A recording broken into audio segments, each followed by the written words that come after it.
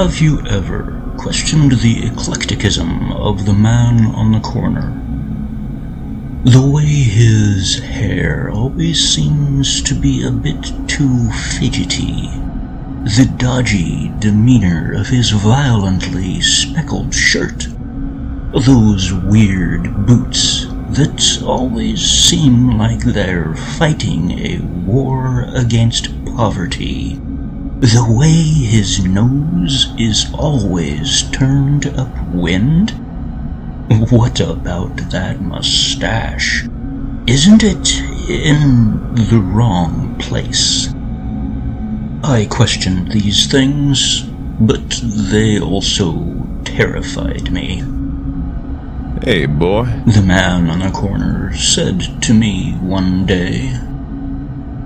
You know Tilly? I nodded. No, I said. How old are you? He asked, the white of his eyes occasionally occupied by pupils. 23 and a half, I said. You sound old enough to know Tilly then. He proposed. I shook my head. Yes, I answered. Come with me. He winked suggestively before disappearing into a particularly dark alley. Have you ever questioned the esotericism of a dark alley? The way it opens up as it closes you in. The putrid stench of past mistakes and new experiences. The inconsequential nature of your presence in it, until your presence in it is all there is, and ever will be. I want you to meet someone. The man murmured, sauntering gracefully between piles of garbage shaped like men, and men shaped like piles of garbage, undoubtedly guided by those poverty-fighting boots.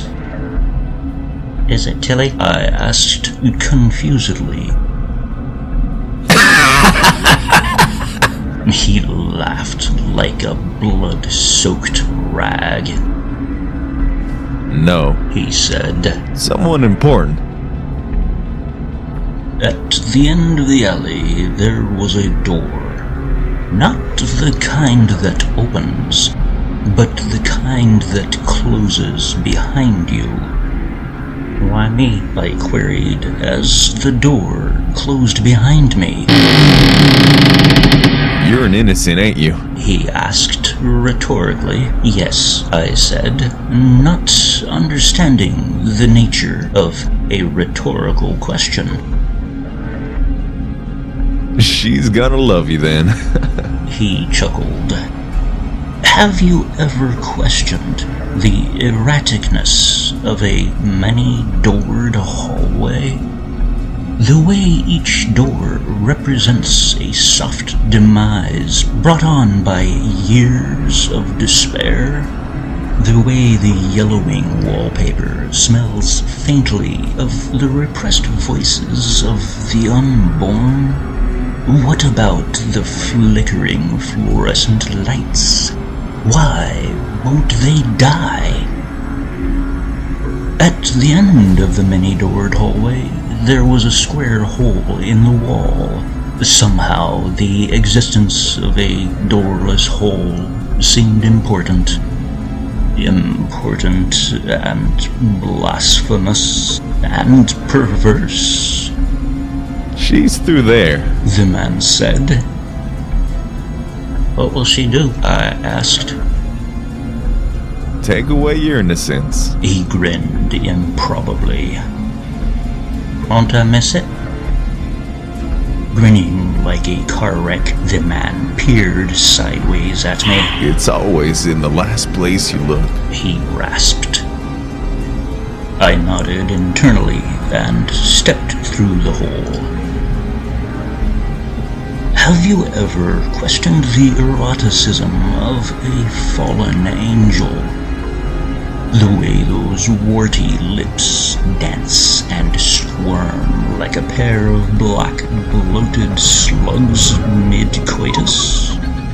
The shape and depth and pus-like color of ageless scars across loose, pale skin.